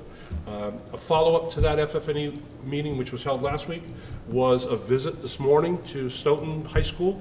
Mr. Brannigan had a chance to get in there early this morning and get some pictures and some ideas, and we're going to send a crew up there to do some audio visuals, get some pictures. Their colors are also orange and black, and Mr. Brannigan was impressed with how they sort of integrated it in a mild way, and some of the things they did. They also have a TV studio room that's apparently, according to the DRA, is second to none, and that we're going to send our folks up from that department too to take a look at that. So we have a great example, 25, 30 minutes up the road, and a cooperative example, because we have both Compass Project Management is the owner's project manager for that project, and DRA is the designer for that project. So both of them we sit in the same room with on a weekly basis, and they've given us access, and the folks in Stoughton have given us access to that building. So that's sort of the kickoff for FF&E. Do we know the business manager? Yes, the business manager, the former business manager here, Kathy Piatelli, is currently the business manager in Stoughton. but I don't believe she's on the committee. But I don't know, she was not there this morning, Mr. President. I think he had a visit with the FF&E coordinator, the consultant that works for DRA, Rob. One more thing we should mention too is Sarah is going to be part of a group looking at, with MSBA, to look at if as part of this project, there are other communities who are buying things that we could buy together to save money. At the same time. At the same time. The problem that we're running into, just so everyone knows, is that may be limited because not only does it have, for example, we know Cape Cod Tech is about the same time as us, but the purchase needs to happen at the same time that we're buying certain things. So that's the other piece. But what we're doing there is exploring options, because if we can save the town $1, we're going to save the town $1. There's no bad savings in my mind, especially for the community, and so we're going to do everything we possibly can. So in the examples that they gave us last week at the meeting, they spoke about how other schools had taken advantage and gotten cafeteria equipment that was appropriate for them. So I think we're not saying we're going to do a bulk purchase for everything, because Principal Brannigan has a vision for what the building is going to be like and what's going to happen at Middleborough High School, and that's not going to be driven by, oh, we're going to have to change this because we can get 3,000 chairs for a cheap rate. So we'll take advantage of the discount where it's appropriate and it fits with what Middleborough is doing. And I was really happy to hear that that's what other schools had done as well. Mr. O. Mr. Chair. Happy to hear that we're more or less on schedule, and I wondered if the same is true for on budget as well. Yes, we're actually, no. Absolutely. We are behind budget, which is even better. Even We're better, under budget, yeah. which is fantastic. Yeah. So we will continue to work on that, and like I said, anything that we will do to save $1, we will save $1. And so it is, to be honest with you, what we're working on now is change orders. So each time we meet as the full committee, we get a list of things that we need to look at and need to reprice based on, when you're building something, you're like, hey, wait a minute, this isn't going to go correctly here, so we need to move it a half an inch. That costs $1,000.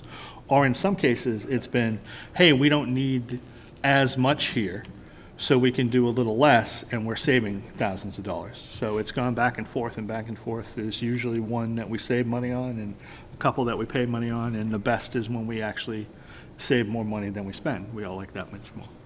Mr. Chair. Yes. Every week I look at first of all, we have 2 webcams. I look at those 2 webcams daily, I think, just to see what's going on. But every week I do drive through. Usually on Friday, I go to dinner at the Boston Tavern, then kind of do a drive-through. And one of the things I noticed last week, and it's expanded a little bit more, is the temporary parking has been expanded a little bit because of the amount of parking that's been lost with the new field, the new track. So as you drive in, like you would to go vote at the back of the gymnasium, you'll see all this parking right at the front, along the edge, and then a parking lot adjacent to. So that's all coming along as well, ready for the first day of school. Yep, and as of tomorrow afternoon, we'll have the faculty lot back, which is the lot on the left, which will increase, obviously, our parking considerably. It is something that has been a concern and an angst of Mr. Brannigan the entire summer, and he's been on them about parking, and they've been responsive. And we're getting there in terms of the numbers, and we hope to accommodate absolutely everyone that wants to park at the high school. On our opening day for teachers on next Tuesday, it will be held at the Brooklyn School in the auditorium there, and that begins our convocation there, and we'll have our opening day. We're going to have a breakfast this year instead of a lunch, and that'll be at 8 a.m. So if you folks want to attend, our convocation will begin at 8:30, and we'll have a keynote speaker, Character Strong, and we'll also celebrate the milestones and achievements of all our faculty when they hit the 20-year mark and 25-year mark and certain marks like that, 10-year mark and professional status and things such as that. So, fun day. And just to give people an idea of a change order, and so everyone knows, one of the things is a quick example of that is our gas lines going into the building, because of everything that happened on the North Shore, the G&E has now required certain commercial gas lines coming in needs fencing around it. That wasn't a part of town plans or town bylaws, and so when it was designed, we didn't have fencing around it. We just found out we had to add it, and so we needed to make a change order on it. So those kind of things, and that is happens quite frequently, or what happens a lot is that when you're looking at, when people start working, they're like, yeah, I know you put this, but you'll get more value out of this. And some of that saves and we some have of a that. contingency. We have a contingency built into the absolutely. budget had a contingency, and one of the things they track is how much contingency has been spent versus how much has been spent, and we're under even on that, which is good, which is always good because that's what our owner's project manager, she tracks every penny, which is great. She's good at it. Yep. Any other questions? Thank you. Anything for MSBA before I move on? No, I just want to jump in on the consent agenda if we Please. can. Mr. Brannigan, would you mind coming on down? We have an $8,000 donation from the Pierce Foundation for a project at Middleborough High School called the World of Difference Institute. And I know it's in the consent agenda, and we can certainly vote. You can certainly vote as a collective group, but that's a significant donation. And I want Mr. Brannigan, if he can, just to sort of describe why we're doing this and why we've applied for this. Sure. Thank you, Mr. Lynch. Last spring, we did a survey in the school of just really looking at our culture and our climate.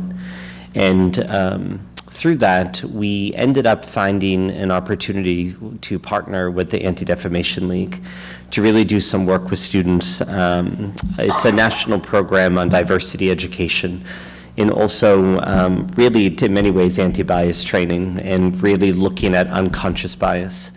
And really, at this stage of our society right now, that I think it's vital that students, especially high school students, understand kind of what they say can have really powerful impact, especially when they're going off into a workplace and university at the same time.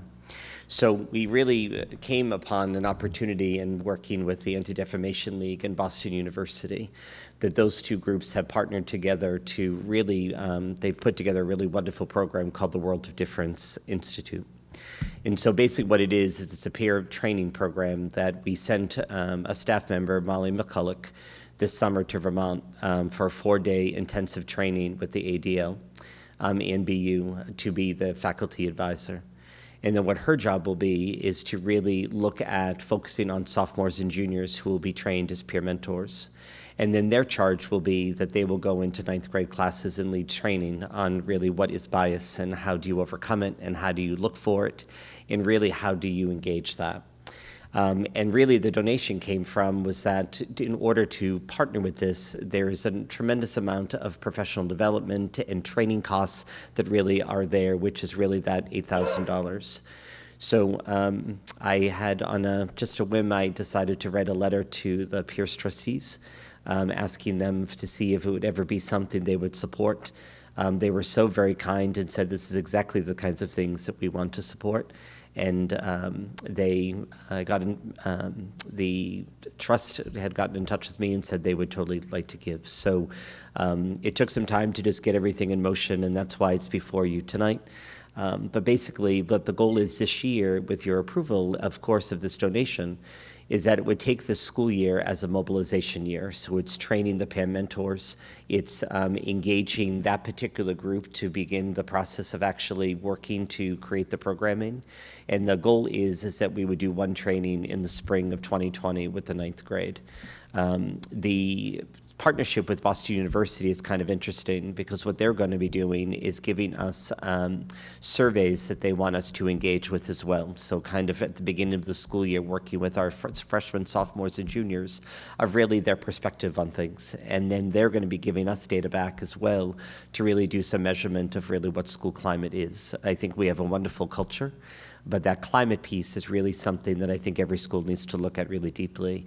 And I think this is a really great opportunity. There's many schools that are a part of the World of Difference Institute, and the Anti-Defamation League has done a really, really nice job of engaging schools with this process.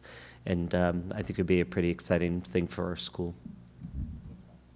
We should also say that the Pierce trustees recently not only donated for this, but also donated through the building committee to search for wells at both the high school and Nichols School. So that was a considerable amount of money, and we thank them for that. They have, time and time again, the Pierce trustees have come through, they're supposed to come through for town departments and do extra for town entities, and they do. And it just so happens that, again, Mr. DeRoche is the chairman of the Pierce trustees and should be commended for that also. Mr. Chair? Yes. Where does that show up in an MCAS test? I haven't said that in a long time, I had to say it. I always say that because these are the things that go well beyond anything that the state is saying that we need to do. But then I think this is an incredible opportunity for our young adults, that when they go off into the world, especially today with what's going on, the craziness of this world, especially our country, that this is an incredible opportunity. And thank you for bringing this and going after this, and the trustees, thank you for help funding this, because it would have been hard to find $8,000, to just throw at this, because this is an incredible program. Thank you so much. But, the other thing I want to say too is, this is my sort of personal annoyance. The state wants to talk about the idea of civics classes and things like that, and forcing high schools to do civics class. I would tell you, in my mind, there's no more important civic lesson that people learn than about bias and how to deal with each other. But this won't be counted towards a civics class. It's that kind of thing. I think time and time again, the idea of start strong is really what a civics class is all about learning to work together and being a part of each other and helping each other through. And again, that's not going to be able to be part of a civic, and so it sounds good, and people want to make these nice things to sort of set up that, yes, every kid should have to know about certain things. And I think in the long run, they do here. We talked to them about it in history class. We talked to them about it in English class. It just doesn't apply to one class. It applies to the culture of the school. And these type of things, time and time again, sort of get discounted, and no one will fund these unless you find some outside source. But from my mind, this is better for our schools having gone through this sort of training. And I think the other thing too is, in most workplaces now, most workplaces are going through a cultural bias training across the board and trying to find and bring people in and try to have that. And so it makes sense to do it at high schools. And so that's the type of things we should think about funding, as opposed to sitting here and saying, okay, everybody has to know there's 13 stripes in a flag and how many stars there are, where it's more important to know how to identify cultural bias and how to deal with it. That's my rant for today. Brian gets to mention MCAS, I'll mention that. So, Chair will entertain a motion for the consent agenda. So moved. Do I hear a second? Second. Discussion? Hearing none other than Paul, thank you very much for your hard work on this. And again, thank you to the Pierce trustees. All those in favor say aye. Aye. Opposed? It's unanimous. Great. Thank you. Thank you. Thank you. Superintendent's report.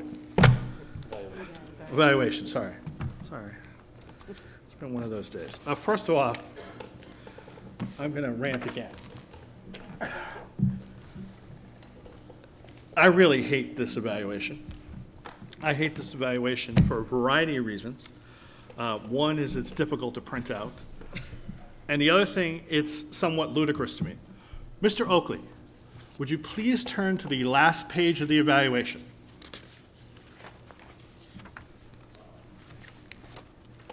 Page 87. And the bottom corner, would you tell me what page number that is? Page 8 of 7. Page 8 of 7.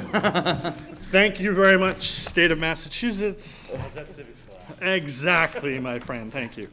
And so, first and foremost, I want to say, I say this a lot, but I truly, truly mean this.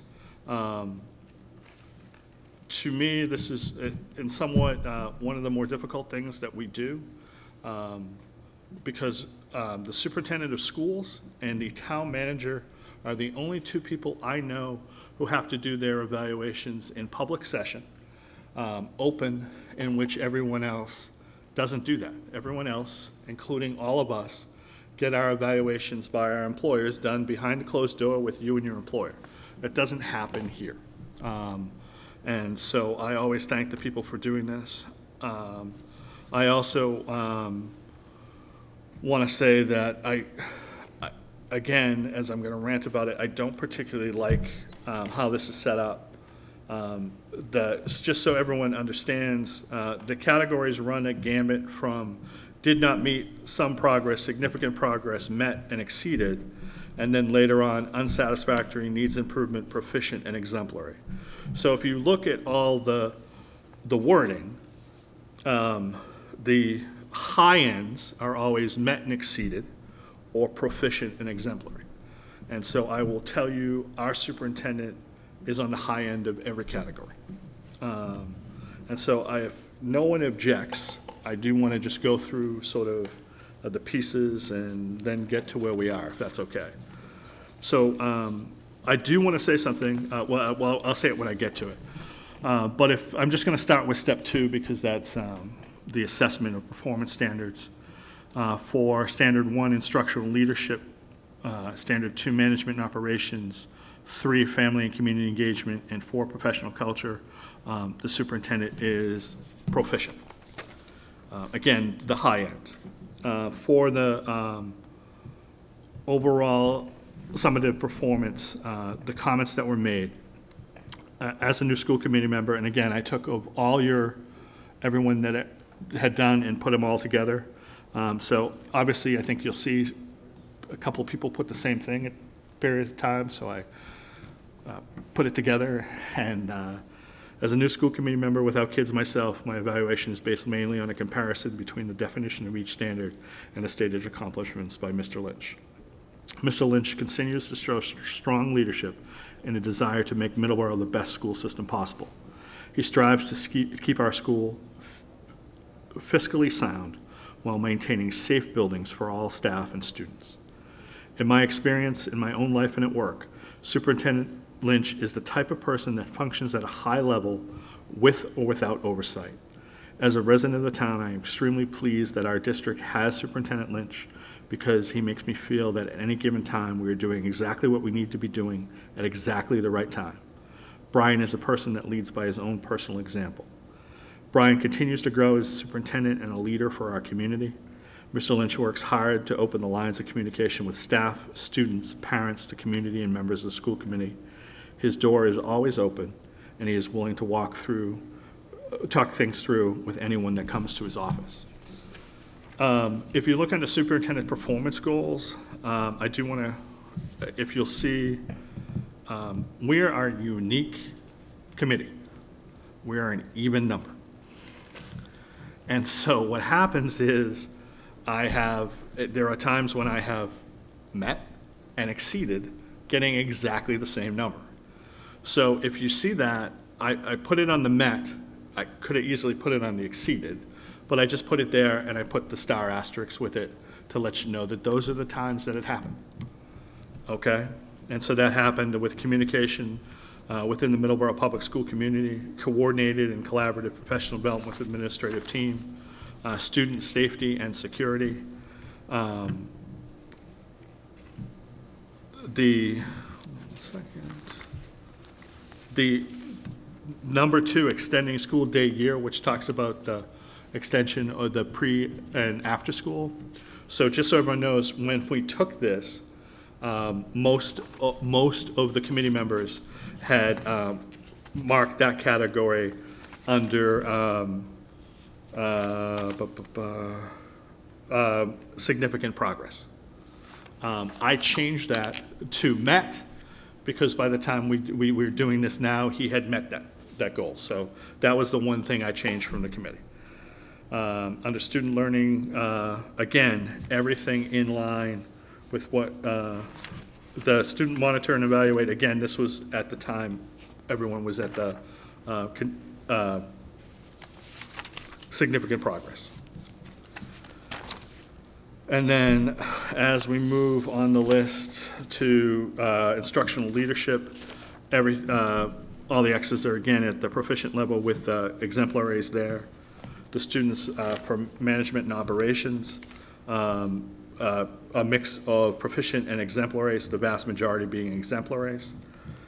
Superintendent's performance rating for family and community engagement, again, proficient, but again with exemplaries and an exemplary.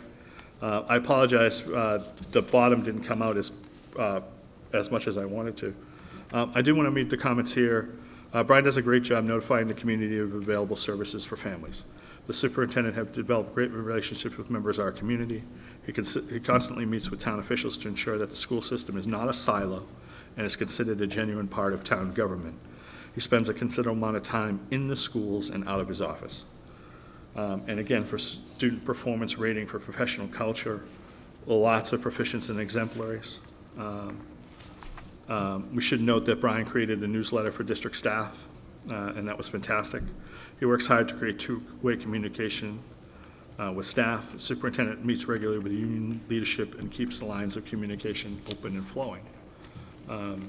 I consider this an exceptional evaluation. And so I present it here tonight for the school committee. Motion to approve.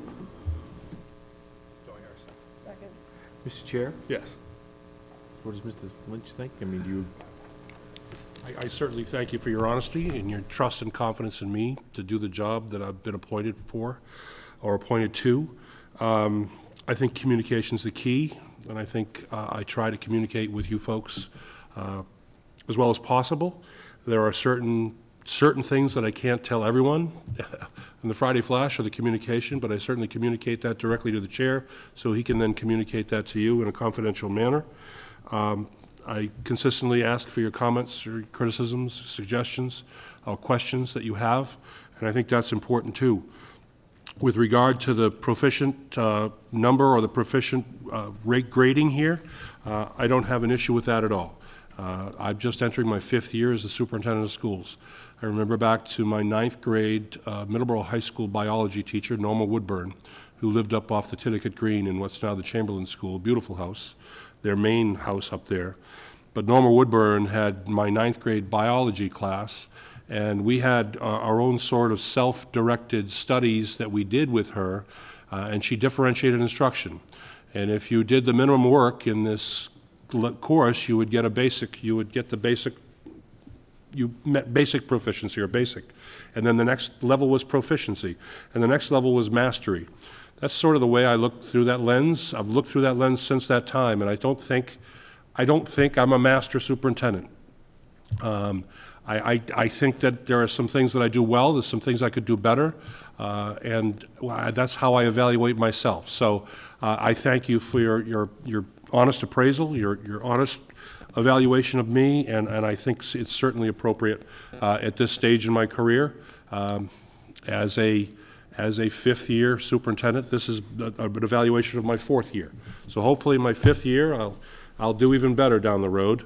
But in the meantime, I appreciate your trust and confidence in me, and hopefully the town has the trust and confidence in me and my ability to run the school system. I pride myself on bringing in strong people. I know there was mention of the business manager here. Sarah's come in for a year and has been incredibly strong. Bringing the Director of Curriculum and Grants, Melanie Gates, into that pre-K through 12 position, I think was vitally important. That was also mentioned in my evaluation. I think that's critically clear.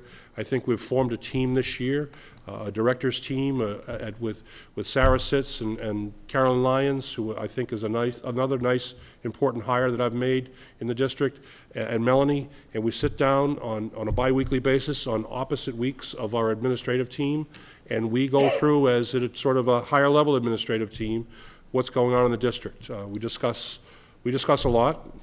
We go overtime on a lot of occasions, but we have a lot to talk about, so I think that's important. And I think you're only as good as the people around you are, and I believe in collaboration, and I believe in the importance of the classroom, so I try to support the classroom as much as I can.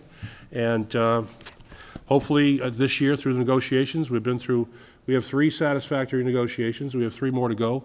It's been an important year for that, but that has sort of happened after year 4 too. So again, I do appreciate all your input, all your confidence in me, and hopefully that will continue. I will strive for mastery, but realize that proficiency at this point is a pretty darn good grade for a superintendent. So I thank you very much, all of you. I do want to say a couple things, Greg, before, and that's this. I came here a little over 5 years ago. It'll be 5 years and a little over 5 years ago. I came here to fill a vacancy. Mr. Greg had left, and Brian recruited me because he knew I had done that before. And he asked me, and so to be totally honest with you, I said to Brian at the time, I said, I will do it, but I have no intention of staying. I think I begged. And so he explained, and so he said he was fine with that. I said I'd finish out the term. I had no real intention of staying. And I will tell you, my couple of months there was horrible. And it was horrible because there was no communication skills between the school committee and the superintendent. They deteriorated, they were bad. And that's not a knock at either one, it's a knock at both. And it was difficult to be there, and it was hard, and it was just a bad process. It was nothing like I had ever been before. I had been a part of some weird stuff as you go through and seen weird things.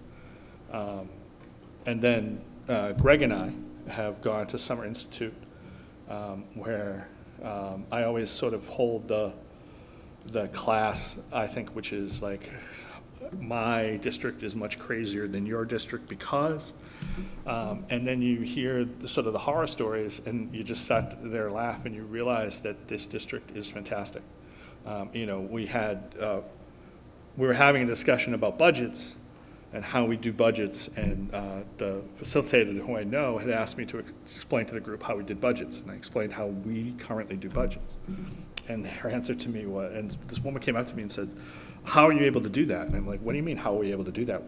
School committee is in charge of the budget, that's our job. And she goes, no, the superintendent gave us the budget and told us to vote on it, and we couldn't change anything. I'm like, what? I'm like, no, that can't happen. And so, Brian's only been here 5 years, but he's an exceptional superintendent. The lines of communication are always open. And that's really the key. Because if you don't have, the ability to dialogue with each member of a school committee, then it becomes problematic. And I'm not going to pick on anybody, but if you watch other town departments, you'll see that lines of communication aren't open for various places. And you watch how it's handled at the meeting, and you see there's a little nitpicking here.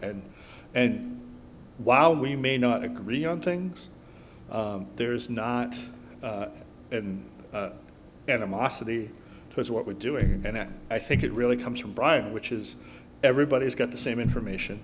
No one's got more information than anybody else. He's absolutely right. I do have some information more than you do because it should be expressed by me to you as opposed to Brian to you. But that's, again, only for a short period in time. And so I think as a whole, we all work really hard together as a group to make sure that we're on the same page and working hard. And that really comes from the superintendent. And that's who, it starts from the top.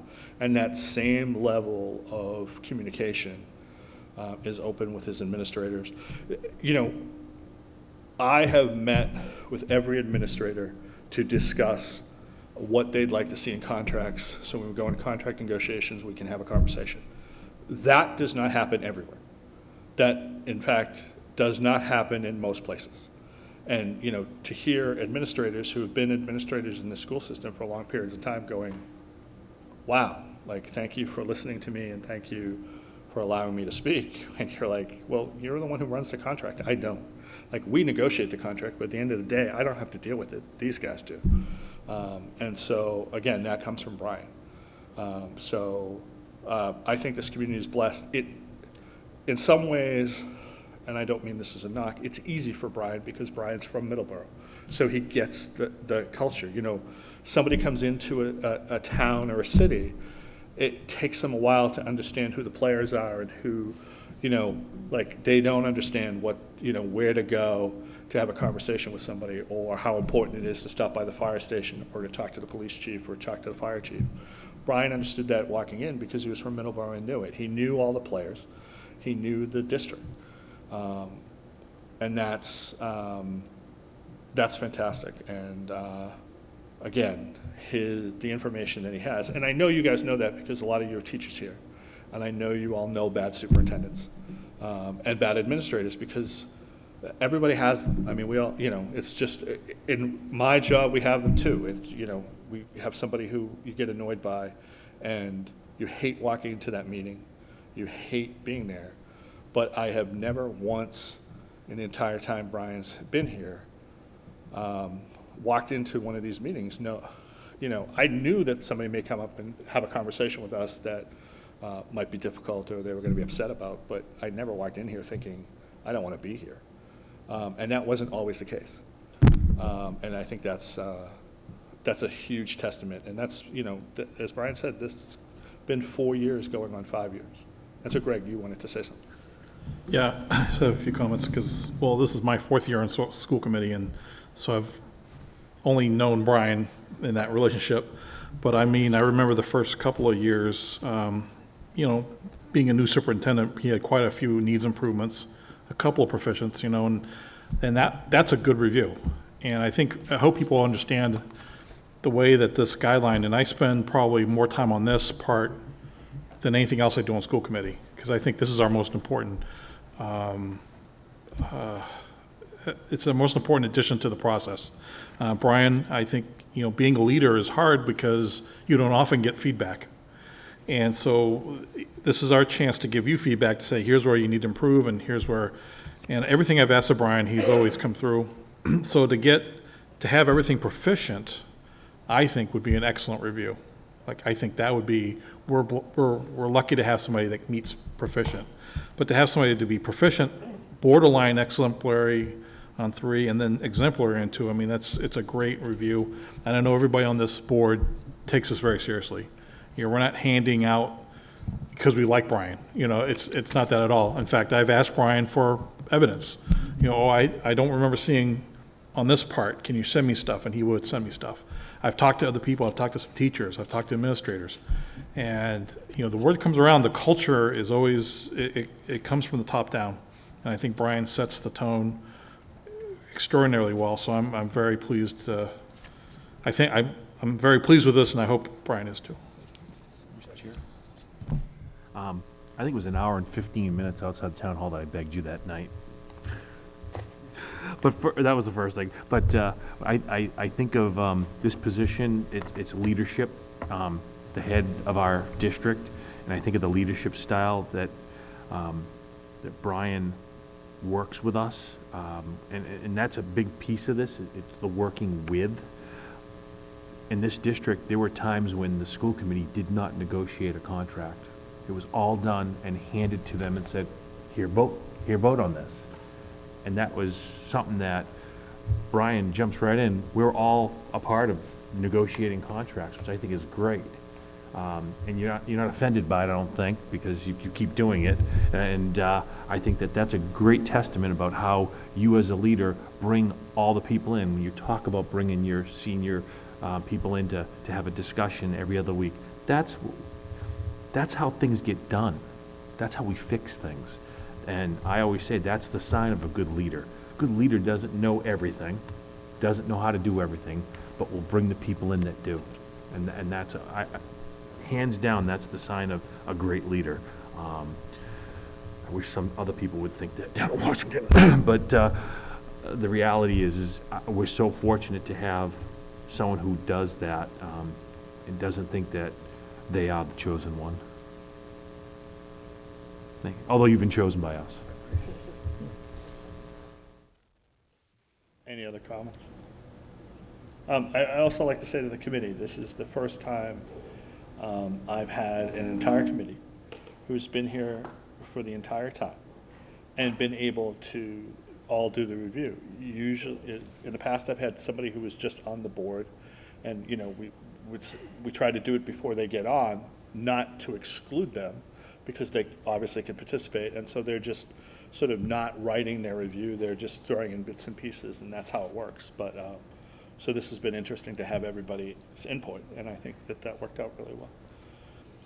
And so I believe there's a motion on the table to approve the superintendent's report as presented tonight. Do I hear a second? Second. Discussion. And again, Brian, thank you very much, because it's all about you, and you do a fantastic job. Thank you all very much. I appreciate it. All those in favor? Aye. Opposed? It's unanimous. Mr. Chair. That being said, what? Isn't there another piece to this? Yes, there is. So that being said, in accordance with Mr. Lynch's contract, the chair views it as a good review, and therefore he is entitled to a raise under the terms of his contract. So the chair would entertain a motion for that raise. In the amount of? That would be up to the committee. So I would move that, I believe his contract allows him to receive up to 3%. I would make that motion. Absolutely. before the second happens, the chair would entertain a motion for it to be retroactive to July 1st. Absolutely. That was part of my motion, Thank you very retroactive to July much. 1st. Do I hear a second based on that? Second. Thank you. Discussion. I think, Mr. Chair, I make that motion because I believe that he hit all his marks in the goals that we have worked together to set, and then some, and beyond. I don't want to start picking things out of last year and between the school project. I mean, the school project wasn't even in the goals, but working on that, I mean, the amount of time, someone once said, well, you know, that's honestly, that's a lot of money. I said, yeah, how many hours a week do you put in? Because I know what he puts in. And when they start scratch their head and they start saying, yeah, it's almost like working 2 jobs. So I think you didn't have gray hair when you started. No, okay. But I think he more than earned that with his achievements here as well as beyond, which doesn't even get reflected in this ballot. I would also add Mr. Brannigan will lose his second and third job when the high school is finally over and built. So, any other comments? Great. In my opinion, I think a 2% raise would be a cost of living adjustment. And I definitely feel that Mr. Lynch goes a little above that. So I'm in agreement with the 3%. Any further discussion? Hearing none, the motion on the table is for a 3% raise, retroactive to July 1st. All those in favor say aye. Aye. Opposed? It's unanimous. Thank you very much, Mr. Lynch. Thank you all very much. I do appreciate it. Next, just so everyone knows from our last conversation, both the House bill and the Senate bill, I've had several conversations with our state reps. All are on board and fighting both those bills. I believe I'll be having a conversation on Saturday with our state senator. So I should be able to fill our own little delegation to begin with, and we're moving on from there. There's been no action on the bill whatsoever. All the members have made sure that they would be watching out for the bill to make sure it wouldn't come up at a weird time. The House is in recess, House and Senate are both in recess until, I believe, after Labor Day, so there's nothing that can happen currently. So we're still working on that, but I wanted everybody to know about that. It's been a good conversation. I think I forwarded an email to you that was sent out by the Mass Association of School Superintendents with a couple of dates for a lot of hearings on things related to education. Neither of these bills were included in any of those hearings for the September series or the October series of hearings. So just an FYI. And I did check, and that's mainly because they've already had their hearing. Some of those other bills didn't have a hearing moving forward, so that's why. Mr. Chair. Yeah. Under the comment, it would have been nice if we had known that. Yeah, no, absolutely. Mr. Chair. If I have the opportunity, I might be with the governor this weekend. I will mention to him, that'll be my one item. I always bring one item when I meet with the governor, and it is always a school-related item. Actually, last year, I did ask something else, but but this year it'll be the school-related item, and I'll specifically mention this in that how Middleborough is Sachem pride, and we do have utmost respect. And if it does get to him, he has that veto power, but of course, it's not a sustainable one if he doesn't get, they could always override, but there's a chance that it could be close. So, thank you. Next, under MASC, again, the joint conference, 6th through 10th. There are no policy updates currently.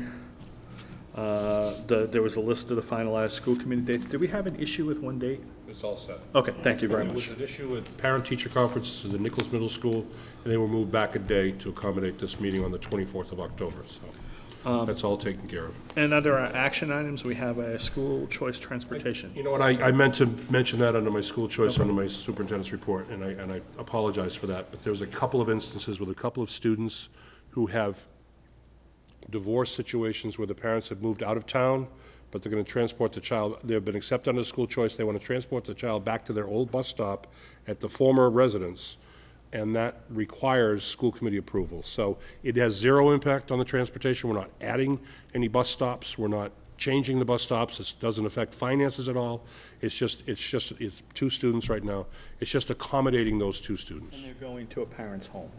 to pick They're up going the to bus. the other parent's Yeah. home, yes. Mr. Chairman, I would move that we approve the school choice transportation request for those two students. Second. Discussion. Hearing none, all those in favor say aye. Aye. Opposed? It's unanimous. I apologize for that. No problem. Coming up early. That's why we flipped the page. Under other, we have the donations, the resignations, and new hires. Any questions about any of those? And we wish everybody good luck moving forward. And the last item on the agenda, does anyone have anything else before I move to executive session, just briefly? See you September 12th. September 12th, and we're back in regular timeframes, except for the days we need. Mr. Oakley? Sorry, I just thought of something. Yes. Mr. Chair, I was asked last meeting about that RBT position. I was just wondering, is that person, I remember you were saying you had a promising candidate, everything was They're pretty on good. board. Are they? They're on Awesome. board. It was one of our own who went and received her RBT certificate. Great. And she did it sort of a stand-in last year at the end of the year, and we were familiar with her work. And she was a finalist in another town. She held off to get the offer in Middleborough, and she came to Middleborough, so. Great. Yep. All right, thank you. That was a recommendation from Carolyn Lyons, our PPS director. Strong recommendation. Great. Anything else? Then the chair will entertain a motion to enter an executive session under Procedure 3 to discuss strategy with respect to collective bargaining or litigation. If an open meeting may have detrimental effect on the bargaining or litigation position of the public body, and the chair so declares, I so declare, and this is about the mini bus driver's contract. Mr. Chair, I move with the exception to come back to open session for the sole purpose of adjournment. Do I hear a second? Second. This requires a roll call vote. Mr. Oakley? Aye. Mr. Rowe? Aye. Mr. Stevens? Aye. Aye. Aye. And the chair votes aye. It's unanimous. Thank you very much. See you on the 12th.